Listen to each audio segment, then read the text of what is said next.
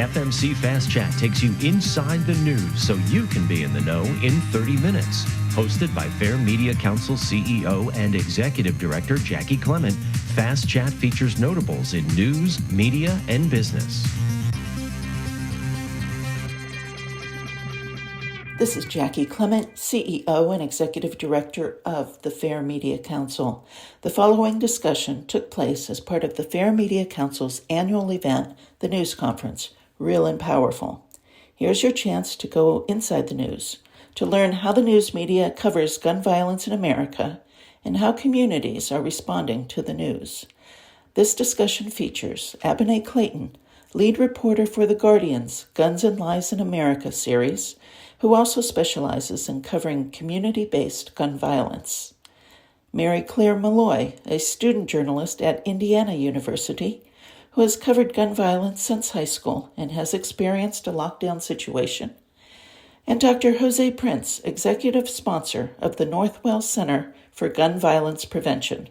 Moderating this session is noted health and human services advocate Dr. Jeffrey Reynolds, who is president and CEO of the Family and Children's Association based on Long Island. Take a listen as Dr. Reynolds begins the session. Thank you to all the panelists for being here. I know this was somewhat short notice, at least for me, maybe not for you, but I'm really glad that you jumped on for what I think is a very, very important discussion. I'm going to give you each the opportunity to introduce yourselves and kind of set the stage a little bit. But I know at least Dr. Prince from the work in the space. My name is Jeff Reynolds. I'm the president and CEO of Family and Children's Association. We're an organization that's been around for 140 years. As you could tell from my youthful appearance, I haven't been here all of those years. But we run 45 different programs that cross the lifespan. We serve about 35,000 Long Islanders per year. Most germane to this conversation, we run a credible messenger program in the village of Hempstead that has successfully reduced gun violence in that village. It's a village that's plagued with multiple challenges. I'm really proud of that program, and it continues our tradition of hiring folks with lived experience to try new approaches to old, seemingly intractable problems. And so that's the hat that I wear as I come to you today. You guys are the experts, so I'm really excited that you're here and can talk about your different perspectives. Abene, would you please say hello and introduce yourself and talk a little bit about the work you've done in the space? Yeah, of course. Thank you for having me. My name is Abene Clayton, and I'm the lead reporter on The Guardian's Guns and Lies in America series, based in Los Angeles. Started covering gun violence in the Bay Area, where I'm from, and I've been covering it ever since, focusing primarily on families in underserved communities, usually, Black and brown PO folks who unfortunately bear the brunt of this issue and have been for, many decades. So that's me. Welcome. Thank you. Mary Claire. Hi, I'm Claire Molloy, and I'm a senior at Indiana University Bloomington. And when I was 18, I was a part of the Since Parkland Project by the Trace, writing nearly 50 obituaries for child and teen gun violence victims. And throughout my beginning of my career, I've covered mass shootings for the Washington Post. I've covered the scene of a shooting for the USA Today, and gun violence has been a very pertinent issue as I've been starting out with my career. Excellent. Well, thank you for your work and thank you for being here. Dr. Jose Prince. Yeah, thank you, Jeffrey, and thanks. It's great partnering with you and the work that you do and your organization does here locally in New York. I'm a pediatric trauma surgeon in terms of my clinical background, and I am the trauma medical director and surgeon-in-chief at Cohen Children's Medical Center in New York, which is on the edge of Queens in the middle of Long Island. It's the largest level 1 pediatric trauma center in New York State. And I also have the privilege of being the executive sponsor for the Northwell Gun Violence Prevention Center, led by Dr. Chethan Sathya, and really supported strongly by our CEO, Michael Dowling, to really try to change the narrative, the conversation, and get in front of the issue. As a trauma surgeon, I have for over 20 years cared for, unfortunately, many children who have been shot. And so at some point, the opportunity here to engage with all of you through the media in this conversation and try to get, by then it's too late. Yeah, the problem has happened for that child. So what more can we do? And we really are trying to prevent firearm injuries and think about this from a public health perspective. So I'm really appreciate the opportunity to be here. And full disclosure, my brother is at the Wall Street Journal, Marcelo Prince. So I have a tremendous respect for journalists in my own life. Great, thanks for sharing that, and thanks for all the great work that that Northwell does on this issue. I'm going to start, if it's okay, in a little bit of an atypical place. Normally, when you ask panelists about personal experiences, you wait until they're warmed up a little bit, and we have more of a camaraderie. But Mary Claire, when you spoke, you know, one of the things that immediately came to mind is, you know, what's the personal impact of all of this? And I thought the same, Dr. Prince, as you talked about, not in these terms, but in putting kids back together. And, you know, this is one of those things that I think touches us all personally as well as professionally. And there are certain things that you carry around with you. I recall, and I still like shudder to think about it to this day, years ago, I heard a Sandy Hook parent speak. And look, I've been in the space for a long time, 30 years in health and human services. I've seen it all, done it all. And this father spoke about kissing his daughter goodbye for the day. And to this day, I can still remember that speech in the midst of thousands of speeches I've listened to. And for me, that's a reminder that really what's professional is also personal. Can you talk a little bit about the personal impact of gun violence, either in your own experiences or in covering these stories or in doing the work that you do day in and day out? And Mary Claire, can we start with you? Yeah, I mean, I was gonna say, if it doesn't affect you, that's a problem. I think you should definitely have an open mind and open heart to the stories of the people you're covering, and let it impact you, and maybe take some time to process that after the fact. Because these are real people, they're not numbers. And that's what a lot of my reporting is about, is like, we get so desensitized because there's so many shootings, and there's not like enough time to pay attention to every single victim. But if you really just take the time to get to know the story, and then all the people affected, like the family and the friends, and even people that witnessed a shooting, you get to see like the full toll. And it's very hard. I think taking care of yourself is really important, but also understanding that you're not the story, and the people most affected, if they want to tell their story, you're kind of a vehicle to do that, and take that seriously. I feel like it's kind of sacred. Yeah, thank you. Abene?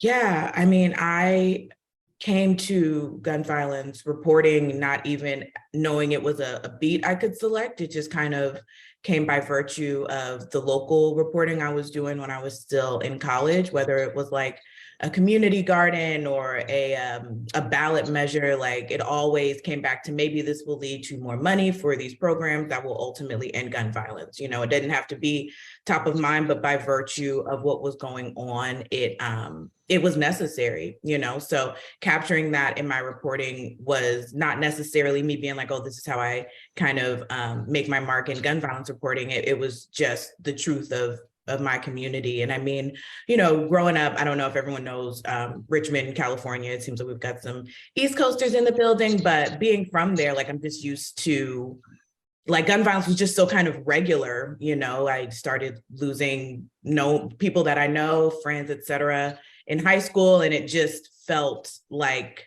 this is what happens to everyone who looks like me across the country who's from this type of community. And it wasn't until I understood what underinvestment looked like, was able to report on it, talk about the decisions that lead to certain people having less, that I was able to kind of realize and then tell others, like, no, this isn't normal. This isn't just a byproduct of where you choose to live. You know, it's a pathology, you know, it acts like a virus. It's a public health issue, and it's not always framed that way.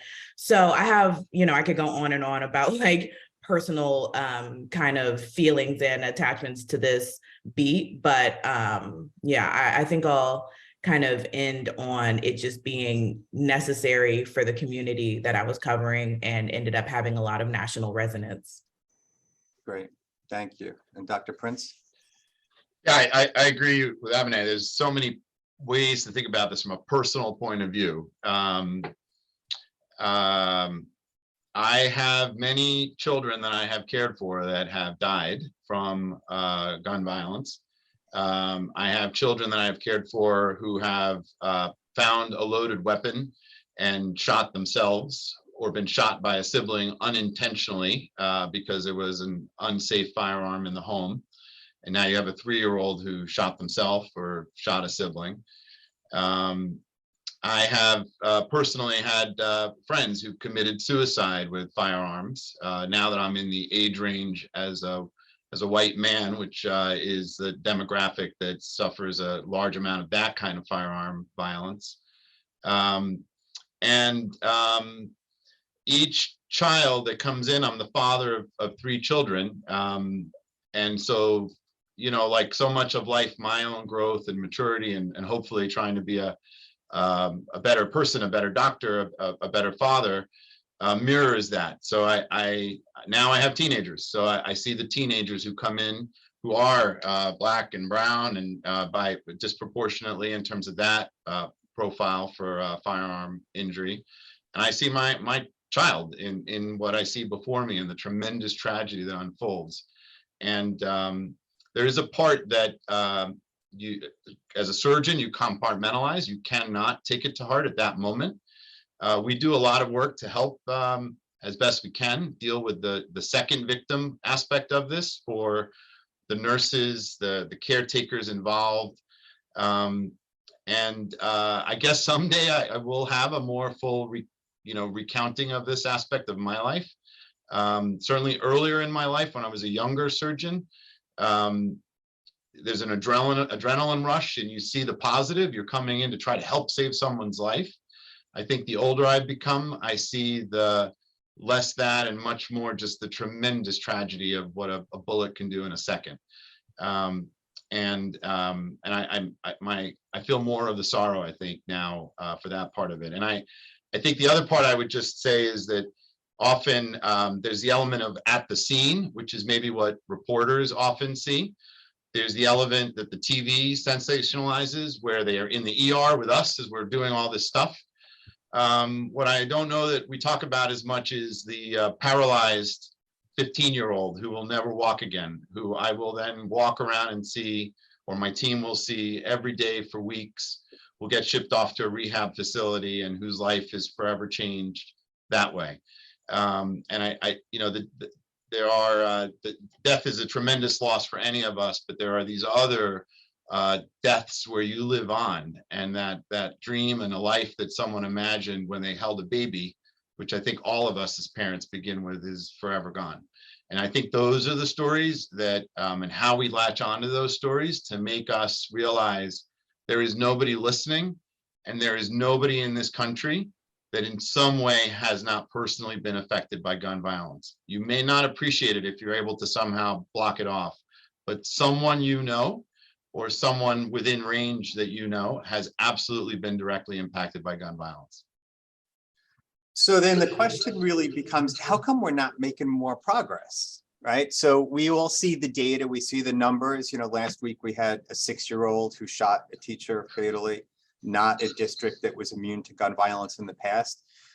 We all can relate to it to a certain extent, and maybe our feelings of personal vulnerability, particularly if we have children, are raised in the wake of an incident. So we've got the data, we've got the sentiment, we get it, yet progress, and I'm talking about political progress, seems to lag. Can you all each maybe talk a little bit about why you think that is? And quite frankly, journalists such as the ones with us today do a great job of telling some of these stories, but we don't seem to gain any traction. We haven't hit the critical mass. How come? Mary Claire, let's start with you. I'll put you on the spot. I would say a big part of it becomes the desensitization to some of these incidents. It's really hard to consume tragedy 24/7 and hard to make people care. I feel like that's my job, is to make people care about each individual life I write about. I also think that often when I was doing Since Parkland, people would ask me about the answers. I'm not a policymaker, I'm a reporter, but I do think it comes down to fundamentally people have different ideas about guns and what the problem is and how to solve the problem. And maybe the emphasis should be, can we come together and find a solution? Doing nothing doesn't work. is essentially what I've kind of settled on, is like everybody bring their ideas to the table and like let's actually move forward. We're kind of in a stalemate, and I think moving past that is like where policymakers and constituents need to go. Thank you. Abene? Yeah, I will definitely agree with Mary Claire when it comes to that stalemate. You know, in during the summer of 2020, when all of these massive protests were happening, there were so many conversations in communities across the nation about, you know, the disparate impact that gun violence, community gun violence, is having on specifically, like, usually Black and Latino boys are at the center of this conversation just because that burden is just so, you know, disproportionate with other demographics. And a lot of people started to talk seriously about community-based violence prevention, some of these credible messenger programs, things that you might know from documentaries like that I cannot remember the name, it's like the Peacekeepers or something like that, the Disruptors, something. And they talk seriously about them. And I think that's been reflected in the fact that President Biden has also talked about these groups that are usually staffed by formerly incarcerated people, the super predators of the 90s who now come out and try to do good in their community. And the conversations were positive and were at a national scale that I had not seen before. But then when city council started coming into sessions, when we started to talk about where American Rescue Plan dollars were going to go, when people were asking, well, is this money for these programs going to come from police? You really started to see people's resolves, you know, and whether they were going to have the courage it took to say, yeah, it may come from something else, or to say, yes, we're going to give an amount of money that is almost similar to a police budget to this program that people say, oh, we haven't had enough studies done on it. Like a lot of to me, it comes off as excuses. I don't know what's in necessarily politicians and their hearts and stuff, but it comes off as a delay to do something to address an issue that people still see largely as criminal, if that makes any sense. You know, they don't necessarily people don't always want to hear, like, it might take a cognitive behavioral therapy, you know, it might take gift cards to this person's family for groceries and not a police presence to address this. A lot of people still can't quite stomach that, because gun violence, when someone is shot, it's just such a horrific thing. It's really hard to think about giving services to the people who are most likely to participate in it, whether as a victim or a perpetrator. And that's really the core of what community-based violence prevention is. And it was supported. It sounds great. It's all about equity. But then in practice, it is just really hard for a lot of people to really get behind in terms of their, you know, state coffers and pocketbooks. And I see a lot of that hampering the expansion of these programs, them developing, and to, you know, you need money to actually get the research that will make people trust you. But if you don't have a track record that's based in research, you can't get the money. And it's just this really convoluted cycle that I've seen play out at a national scale since the summer of 2020. And I think that's a major impediment to addressing the everyday incidents of gun violence that I usually cover. Yeah, I think that's spot on. You know, with our program in the village of Hempstead, one of the things we quickly figured out that the violence interrupters had a really critical role. But as we began working with families and individuals, we came to understand the larger constellation of needs that had been unmet for multiple generations. And so you need to scale those programs up with robust wraparound services.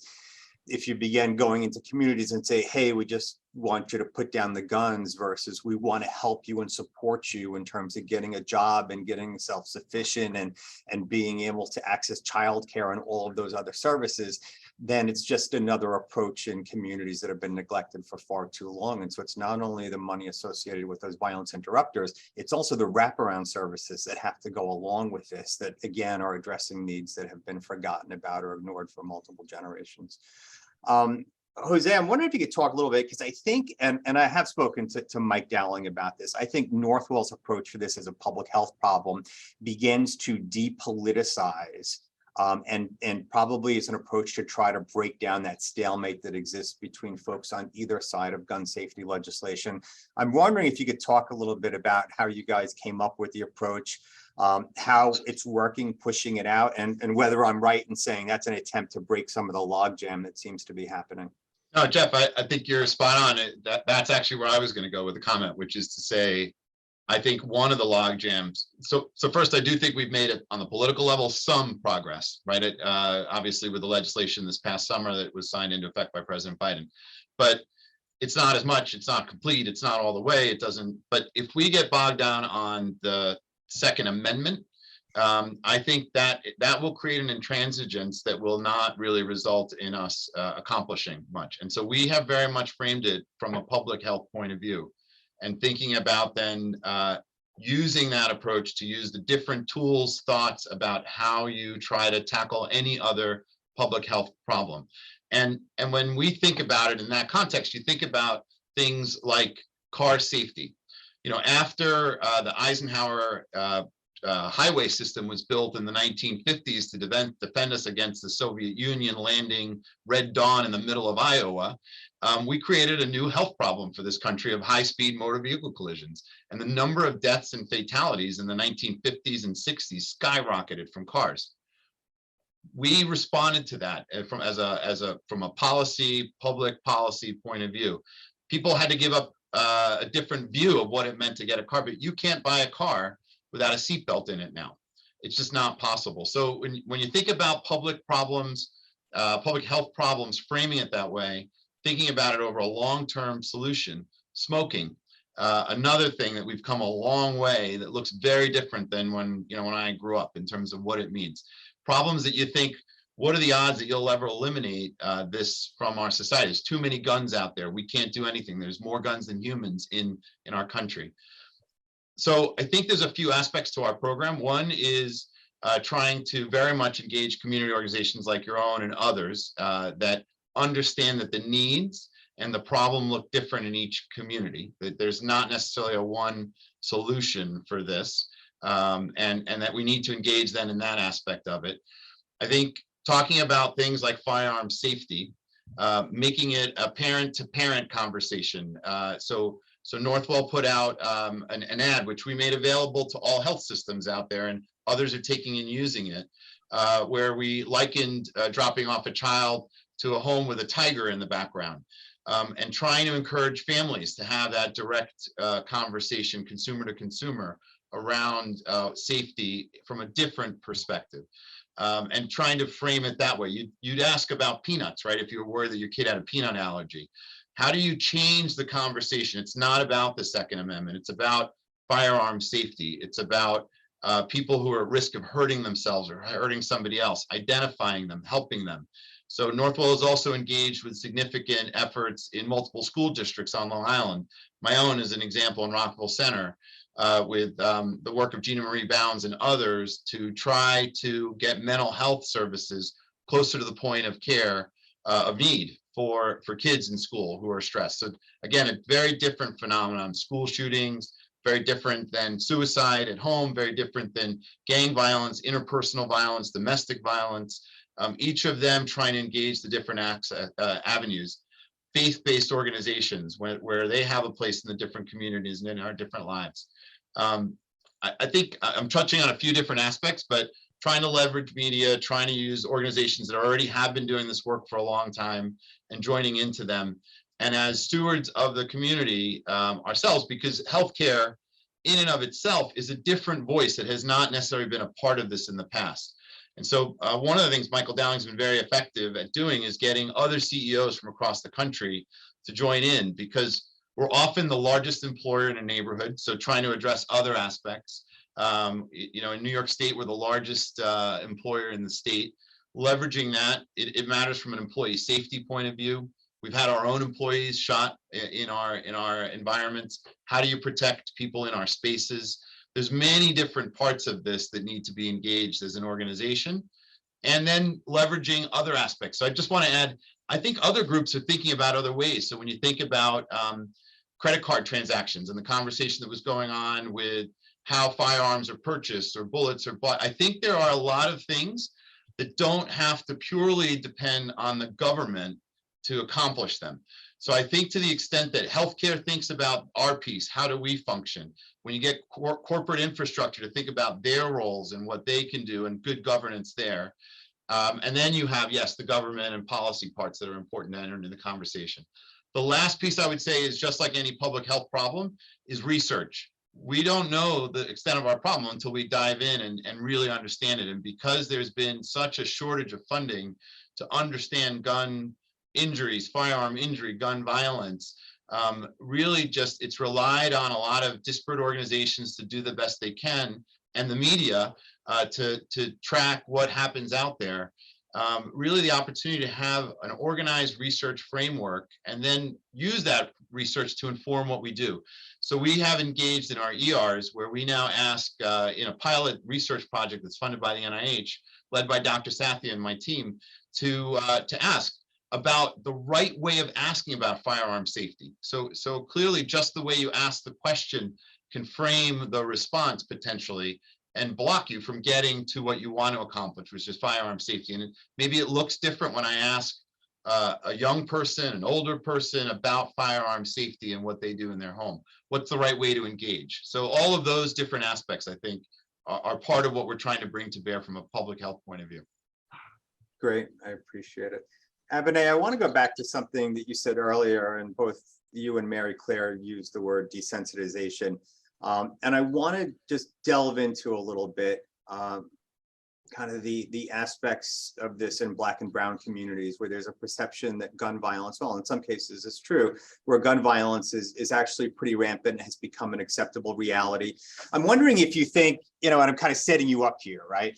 I wonder if you think we respond differently to more white middle class shootings that involve kids versus the gun violence in Black and brown communities. We absolutely do. That is, I think, why I got the job at The Guardian, because I saw it playing out as I was training as a journalist, what I was seeing in the community in terms of people working to create youth development programs, usually a lot of moms who had lost loved ones to gun violence coming out of their own pockets to support other families who have now been impacted by gun violence so that their kids feel loved and they don't end up retaliating. I saw all of these things going on and they just weren't a part of like local crime coverage. You know what I mean? Like you'll seeing, a quick 30-minute story with some B-roll about a shooting is commonplace across the nation. And I wasn't then seeing the follow-up, and I like to say, like, without local reporters who do that and keep track of these things, my job would be very much so more difficult. So I never want to disparage that, like that. There's a necessary part for that type of coverage, but it also needs to come with a level of follow-up to then go back to those communities and ask, like, what do y'all do about this? How do you all usually respond? There's usually always there's a woman named DeWanda Joseph in Richmond, and she is the go-to if your loved one has been shot. And there are these people in every community, you know what I'm saying? And I know that to be a fact, and they never are put up as experts, because they come from a place where I like to say people assume that the folks who live in communities where gun violence happens a lot are either seen as like apathetic to what's going on or like actively complicit, you know what I mean? Like actively, like you're training your kids to be like this. You're telling them to go carjack and do these crimes that ultimately can lead to shootings, and that's just not true. You know what I mean? Like that, or not in every single case. I don't like to speak in absolutes, but I've never seen that to be the case. It's devastating every time it happens. No, I've not met somebody, an adult at least. I think for when I talk to young people and kids, they kind of say that, it's what happens. And I used to say that, and it was to protect myself, to protect my mind. Because like Mary Claire, said, you can't take this on every day, especially while you're trying to develop, you're trying to do your SATs. You just can't take it all in, especially if you don't have programs and these robust wraparound services that can be a counterweight. Like you just can't take it. So when I talk to kids, there's that desensitization and you can work through that. They're malleable. But when it comes to adults, each and every time it's frustrating, it's sad, it makes people angry. And that's rarely ever captured, right? The anger and the shock is always very evident when it comes to, like you mentioned, Jeff, the shootings at schools and the shootings in malls. And another term I like to use is like a hierarchy of place. People can see themselves at the mall with a family on a Saturday. People can see themselves, at Tops grocery store in Buffalo, but they can't see themselves in East Oakland at 7 p.m. cooking dinner for their kids, when a bullet flies through your window, which is something that has actually happened to people that I talk to. They just can't see themselves there. I think people know it's sad, but I also think that for wider swaths of the nation that don't interact with people from like the hoods across America, as another term I just like to use, with affection, I'm from one of them. It's just like they don't know how to, I think, react in a way that is helpful because there's no blueprint for it. We have accepted ways of dealing with things. These things happen in the hood. We've seen it in the movies. Like, what am I supposed to do about it? But when something happens in a place where you can envision yourself and your family, it just spurs people into action in a different way. And it is unfortunate to see because the people in the hood don't expect it to happen to them either. You know what I'm saying? They know there's a higher likelihood, and that breeds all sorts of kind of trauma and self-esteem issues, but no one accepts it as a reality that their 19-year-old, is going to be shot while bringing breakfast to his girlfriend, which is another thing that has actually happened. And that story was wrapped up in California is a rampant crime-infested place versus there's a level of devastation happening every day in communities that have faced this for a long time. And that framing difference is so key and doesn't happen enough. I see it happening more, but it is by no means the standard of how we cover gun violence in the US yet. I have hope. It's already gotten better from like the last 3 years. We finally have an agreed upon kind of number for mass shootings. Before, if it happened in the hood and it was 3 or 4 people, it was a gang shooting. I always had issue with that. Like, a mass shooting is a mass shooting. So the fact that we've made progress there, like, I'm not going to discount, but we have a really, really long way to go. Yeah, agreed. Mary Claire, do you think, I see you have a point, but let me give you a question after you make your point. And the question is, do you, the media, I'm going to say we, but I mean, you, the media, do you sometimes think that the media sometimes glorifies shooters? So should I make my point first, or should I make your point first. That's more okay. I was going to say with Since Parkland, that was an interesting case study in which a lot of media attention goes to mass shootings, especially if the victims are white. And we were using the gun violence archive to write about everyday communities who were affected. And I could tell, like, I could see each time it was a white victim, they had a picture and they had some paragraphs about who they were. And if it was a Black victim, more often than not, there was less information, sometimes not even a name. And there was also this, like, in comment sections and anything about the shooting, there's like this criminalization going on, like talking about what they were doing at the time they got shot and like how they, if they had a criminal record. And it's sort of like, okay, but this is a victim. So victims aren't always treated the same in media coverage. And you can see that if you read enough local news. That's what I was going to say. So, yeah. Glorification of shooters. So there is the no notoriety movement, I think is what it's called, when we aren't naming the perpetrator.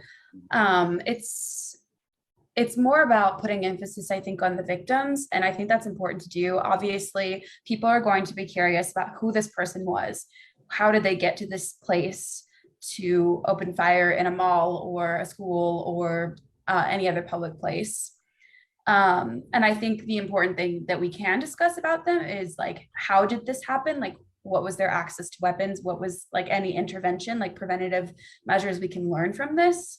But I think otherwise, talking about their manifesto or anything of the sense, like, I don't think that's as important as the victims and the people who were harmed.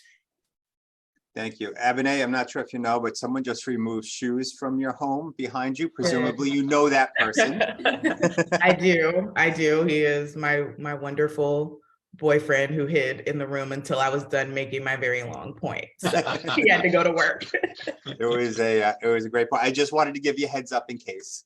Thank you. Jeff, can I just add just a quick thought about fear and shame are just so powerful, right? In terms of what people are willing to say, and in terms of when they connect with the media, and therefore how you're able to tell a story. And different levels of it function in different parts. But clearly, when you think about other classes of gun violence, and you think about suicide as a huge volume, that shame piece is so huge. And Abene's right. I think there's also shameful. It's not just fear that someone's going to do something if I speak up in a community, close to where I grew up in Queens. But also there's an element of shame, right? It's not like anyone's really proud of what's going on. And I think when you get the degrees of that might vary on the person or the event, but they're very powerful when you think about talking about suicide or someone who's at risk or who's not doing well, and might be a risk to hurt themselves or someone else. That how do we get through that? And you think about other problems we've had and tried to address, again, public health. You think about HIV, AIDS, and the fear and shame and like what it took for us as a society to work through that, and the way we have those conversations now. And do we need to think about how we can tell those stories, apply that to this category of public health problem? Abene, I want to come back to you. And I think it's a question for everyone. Very often you hear from Second Amendment proponents that guns don't kill people, people kill people. And then we begin to hear the discussions around mental health. And so for someone like me that kind of works in that space, I feel somewhat split about it, in that, yes, there's a lot of folks with untreated mental illness out there, both diagnosed and undiagnosed. But we also know that folks with mental illness are far more likely to be victims of crimes versus perpetrators. Can you talk a little bit about how you guys cover that and what your thinking looks like related to that issue and the role of mental health in terms of gun violence? Yeah, certainly. I think that when it comes to mental health, I mean, it's just like the scape is large, so I'm trying to narrow it down into a cohesive point. But I think we focus on access a lot of the times. I think when it is those kind of conversations from Second Amendment folks to me in my coverage, when they're like, we need to focus on mental health, it rings the same as we need to arm teachers. Y'all ain't really, you know what I'm saying? Y'all don't really care. You don't really mean that, right? I don't think so. Because I'm you got to talk with your pockets. And I think that I want to say it was the doctor who made a really great point that the services that violence interventionists recommend you to need to be robust as well, so you don't have to give your money or give state money necessarily to a group that you feel iffy about. Give it to a school program, right? Give it to some of these programs that are being contracted by schools and by places that it doesn't look there's no political risk to giving to, right? They're not staffed by Black and brown former gang members, you know what I'm saying? It's this nice teacher who is teaching breathing exercises. I see a lot of back to the coverage, we try to focus on the unique and community bred ways that people are healing. I met a woman who decided to go and learn about hypnotherapy, to bring it back to people in her community and South Central who are dealing with incredible amounts of trauma that's been built on trauma. I don't think people always recognize that after a shooting is the first traumatic incident. So many things happen after that can compound that and that need to be addressed each step of the way. And I think that my role as a journalist is to expose those sorts of things. I talk to a lot of moms, particularly who develop serious heart issues after their child is shot and killed, ones who have to take anti-seizure medication, so they can drive now, ones who were incredibly suicidal, who are and then there's the shame around taking antidepressants, just all of these things compound. And I don't think people know what happens, I just don't think people understand the years and years of extra things you deal with. I just did a story about holidays, people who lose loved ones around the holidays. And every year it's something new, every year you might think you're okay. And then here comes, November 3rd, you hear Christmas music, you see things starting to go up and it's hey, I need to reach out to a therapist.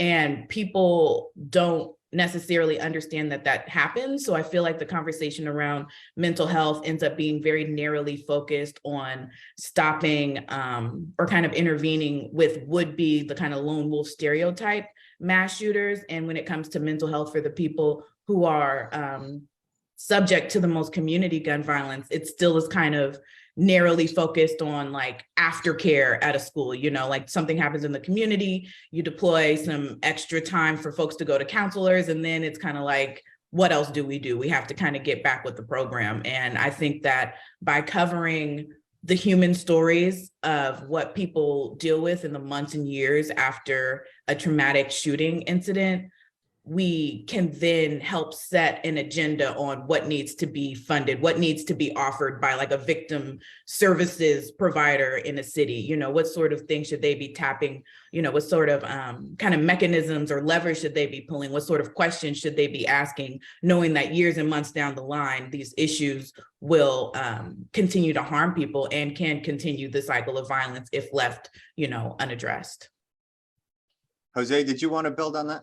I just wanted to add, I think it bears to reflect for the mental health piece, and that mental health, as far as mental disease of any kind, as far as we know, is universally the same across the world. And yet you don't see the gun violence impact from mental health in other countries that don't have firearms to the degree that we have available. And so I don't think, yes, we need to work on all the different aspects of, as Abene pointed out, about mental health for the person who's at risk to hurt themselves, for the people who are surviving these episodes in different ways. But I think it, you know, in the news and the media context, it requires a context, right? That we have to, when we have these conversations, to bring out individual points out of the blue without really taking a full approach to, yeah, mental health is important, but you know what? The rest of the world has that too, and they don't have these levels of gun violence. The #1 killer of children in Great Britain is not a gun. It's in the United States, and yet Great Britain has the same language as us mostly. We can't always understand them always, but has the same level of mental health illness or disease. So what is that, and how do we engage in that and not lose track of the two things that are going on in that when someone raises that point? Yeah, important point. Mary Claire, you have thoughts on the mental health component of this? Yeah, so I was thinking about how the media covers suicide. We often don't cover it unless somebody who dies by suicide also committed a crime, like killed someone else before taking their life. And so I understand why, because that's about preventing copycat acts and I mean, protecting privacy. I do think, however, that because we're not talking about it, people aren't as aware that so many people are dying by suicide with guns, and guns as a method is just so much more fatal. I'm not a doctor, but I've read some studies saying that you don't really get a chance after you pull that trigger. You don't have a moment in which somebody can save you or pump your stomach at the hospital.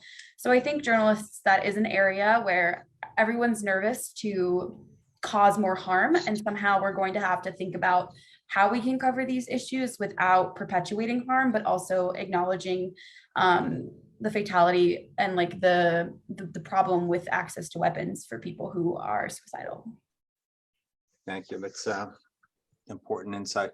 So one of the frustrations I have, I do a lot around opioids, and I struggle a little bit with some of our local journalists about they always need to include a law enforcement source in the story. And I always say to them, you don't necessarily include law enforcement sources in your breast cancer stories. And this is a public health problem, and law enforcement, yes, is an important component in terms of drug-related behaviors, but does it need to be front and center every time? I'm wondering if how you guys feel about balanced journalism, and do you always need to include the Second Amendment proponent in the stories? I can start. Nothing in my, or very few things in my coverage honestly necessitate that. It feels like a completely, like the community violence prevention side seldom kind of for me at least, seldom interacts with the Second Amendment stuff unless, you know, someone is claiming that it's a, you know, one of these kind of law and order issues versus like a public health, you know, systemic racism issue, then sometimes I'll have to cover that. Some rarely do, but it just really doesn't come up. We know these guns a lot of the times that are used in these situations, especially in California, where it's really difficult to get one legally. We usually know it's an illegal gun. So the conversation becomes more important to talk about how are they getting here? What is gun trafficking look like in these sort of places? Like, it doesn't necessarily need a Second Amendment person to say like, well, violent criminals are getting these guns, so clearly gun laws don't work. Like, I can get that from like a press release or something. Like, there just hasn't been for me, a lot of value added, because so many of these folks still see this as an issue that you throw police at, you know what I'm saying? Not necessarily something that can be addressed another way through like healthcare systems, through schools, through faith communities. Like that is just not really a part of that conversation for a lot of the folks that I meet. But I do think you mentioned, Jeffrey, just talking about including like police sources and stuff in your gun violence coverage and in these like local crime stories. And I always, like, when people ask that question or start talking about it, I always say, like, if you have a police officer that you know you can get in touch with after a shooting happens at 11 p.m., you should have like a well-known community organizer, you know, someone in the faith community, a chaplain, one of these well-known, there's always a well-known mom who supports people who have been impacted by gun violence. There will always be one in just about every community, and having those people on deck to not necessarily be a replacement for law enforcement, but to add that context, you know, to make it clear that like the people in that community find this unacceptable as well, is something that I think every like local reporter or any reporter who covers guns should have in their toolbox. So you're not just left with like, well, police say this is bad and we're going to catch criminals. You know what usually the police are going to say. There are some chiefs who give really interesting insights and understand it's more of a holistic thing, but at the end of the day, police need to seem necessary to address this issue. And I don't know any officer that's going to say this is out of our depth, like y'all keep giving us money to deal with this and we can't, like, they're not going to say that, you know? So I feel like sometimes we put, as reporters, we put so much weight on what police say being the like official line and being the kind of objective truth of community gun violence. And there's just always more to be added. And it usually is going to come from somebody who doesn't work in law enforcement, isn't a city council member, that sort of thing. But kind of back to your question, when it comes to Second Amendment folks, only when I cover like ghost guns, sometimes I'll have to talk to somebody. There'll be like, but a lot of that stuff I can really just get from like lawsuits, you know, it just hasn't, there's just so many more interesting things to talk about from people who have been impacted. There's so many experts who are like on the ground dealing with this every day that if I have kind of like valuable word count, I have to be a little more judicious in the voices I include. And lately, I haven't come across a Second Amendment advocate who has added, you know, kind of a level of truthful value that would help me keep this beat up to the standard that I've created for it, if I'm being honest. I hope there's no two-way folks in the house, or if there are, let me know. And I'm happy to hear from you. But so far, it's been a little bit not the best or most helpful to my coverage. Got it. Understand. Mary Claire? So I live in Indiana, which is a very red state, a very pro-gun state. And so I'm kind of aware of that when I go into covering these shootings, but the only time that it's ever really come up was when my mom literally drove me to the scene of a mass shooting and sent me there. I just was too nervous to drive, but the Washington Post sent me out to be the person on the ground in Indianapolis at the FedEx warehouse where 8 people were shot. And there was a lot of discussions about the red flag law in Indiana because it didn't work with the particular shooter. So that's the only time it's really ever come up, but I am very aware, being in the state I'm in, that the people have that perspective and that's going to come up. Most of the time I'm focusing on, like I was interviewing family members of the victims, people who were waiting to find out if their loved ones had been killed or not. I was interviewing people who were at the scene and now have trauma that they have to deal with. And so just like being immersed in the scene is a little bit different. I don't really pull back as much in my coverage and talk about what this means politically. But I know that there are other reporters and other people on the team covering that shooting that day who did and added that context to our story. Mary Claire, just to stay with you for a second, because just something crossed my mind as you were speaking. Obviously, there's geographic differences in the way we view firearms. I'm wondering if there are generational differences in the way we view firearms. And you're a little bit younger than some of the rest of us. Can you talk a little bit about, do you think there's a generational difference in the way we view firearms? Yeah, so I'm 22.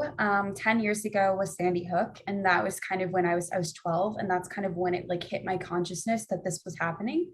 I know that there were shootings before that, but when you're a kid, you don't really, it doesn't click until usually one shooting. I mean, I grew up having to do the run, fight, hide, having to do the drills where you hide in your school and turn the lights off and act like somebody is going to come in and kill you. And that is really traumatizing. I think my generation has grown up with this at the forefront. And I do think that there are people who, in my generation, activists especially, who are just tired of this amount of gun violence happening in their communities and schools, and tired of having to wonder if their backpacks are like bulletproof. And yeah, I think people in my generation are angry. I think they see the issue as something that is like stoppable, something that we can prevent. And they're angry at, most of all, at the fact that 20 first graders can be slaughtered and we didn't do anything. Jose, you know, and Mary Claire, just talking about this notion of kids growing up in an environment where you get used to these drills, it should send chills down all of our spines that that's the place that we're in, I think.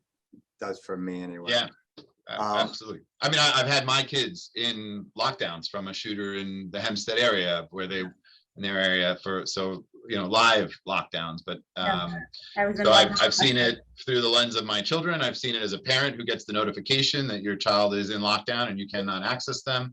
And, you know, for me, there's a tremendous irony. I'm the trauma center. So like, there's in the back of your brain somewhere there is a small chance my own child will be the one who comes in if this doesn't go out the way you hope, which is that nobody gets shot. Yeah, is that really the society that we want to continue to move forward in? Are there better ways to think about how we make sure that firearms are safely secured and not accessible to create these problems? I think the answer to that is yes, and you know, we're all nodding in agreement. Can you just talk for a second, Jose, about your ED screenings, you know, the safety score that you're doing with kids and families around proximity to firearms and gun violence? Yeah, you know, we are asking basically, we're trying to study and understand whether, and this is a debated thing, should we be targeting certain individuals, putting your time, your energy, your resources into people that you think are higher risk, or should you be doing this for everybody? So we have chosen at Northwell, at the Children's Hospital and 2 other sites to go through a universal screening approach. And what we're doing is asking, you know, just very basic questions from the nursing team or the physician team about whether there's a firearm in the home and whether it is what the safety or access to it is in that setting. And, you know, very quickly, those conversations, you know, just as examples, not the data writ large, were so surprising, because if you don't ask, you don't know. And we had, you know, one sibling telling reporting to us that the other sibling, the older teenager, had a firearm that the parents had no idea was in the home. So you can imagine then, you know, that kind of conversation and really at a very fundamental level, trying to get into a place where you can talk about safety. You know, should that person have a weapon at all? If it is someone who's old enough to have a weapon, are they doing the right thing about the way it's secured in that home? And again, I'm not approaching this from a Second Amendment point of view. I'm talking about safety when we have these conversations. The same way, I want to know if your kids are safe in other ways when I'm a pediatrician seeing you in the office. You know, are you using the seatbelts? Are you worried that someone's abusing you? Are you worried about all these other things that we think children should be protected from? Are children protected adequately from a firearm in their environment? Great, thank you. So we're running low on time. I promised Jackie that we would stop on time, but here's what I would love, you know, briefly from each of you in the 4 minutes we have left. Just one thing that you want the general public to know about gun violence, or one thing alternatively that you'd want the general public to do about gun violence. I'm going to start with you, Mary Claire. Okay. I would like them to know the names, see the faces of the people who die every day. I know that they're not going to be on the scene like some of the reporters are. I mean, I came home once with the blood of a shooting victim on my shoes. So that's a different experience. I know they're not going to have that likely, and I pray they don't, but I want people to really understand the value of just one life and understand the loss that we have. I looked at the gun violence archive just before I logged on, and that tracks gun violence deaths. We've already had over 1,000, and it's been 9 days in 2023. So I wish for that empathy, and I wish for people to have an open mind about saving these lives, and coming together and talking about different ways to do that, because there's not just one solution. I think it's a multifaceted issue that requires multifaceted answers. And I'm not going to have those answers as a reporter necessarily, but I will keep writing these stories until there are no stories to write. And that may be for the rest of my career. Thank you. Abene? Yeah, I'm going to piggyback off of Mary Claire and just, say that seeing faces that might be Black or Latino might be the same faces you see in scary crime footage of carjackings and people stealing out of CVS, to see the humanity and at minimum, think about the pain of the people that are left behind when you're thinking about the gun violence that I kind of cover, not kind of looking away and saying, well, that's how they decide to live over there, looking deeper to understand what things like redlining are, to understand what like medical racism is, environmental racism, just thinking about gun violence as a symptom of a larger problem versus individual decisions, like if you weren't wearing your pants like that, if your dad was in the home, if we don't go down that kind of, if we can stop ourselves from going down that kind of line of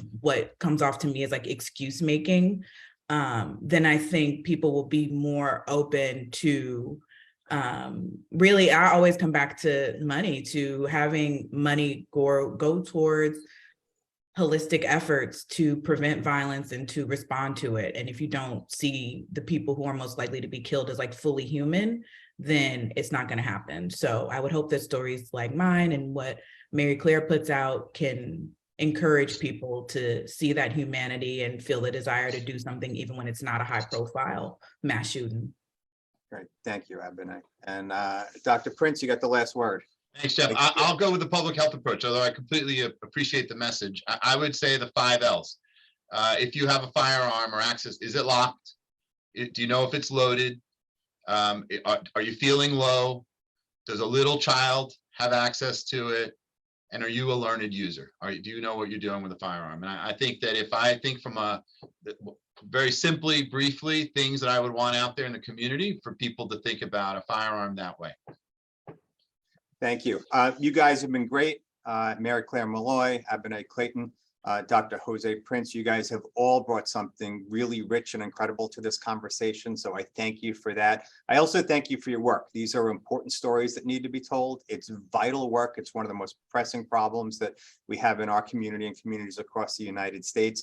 We know the tragedy that goes along with these things that is sometimes felt for multiple generations. And so you're all part of a really important team and crusade working to make lives a little bit better for folks across the country. So thank you for everything that you do. Thanks for being a part of this. Thank you to Jaci Clement for lining up all of you and for inviting me. If you're not part of the Fair Media Council, by all means, please join as soon as possible. Otherwise, I wish you all a great rest of the day and a great rest of 2023. Maybe we finally begin to see some progress on this issue. The Fair Media Council is a 501c3 nonprofit organization advocating for quality news and working to create a media-savvy society. For more information about the Fair Media Council and upcoming Fast Chat shows, check out fairmediacouncil.org.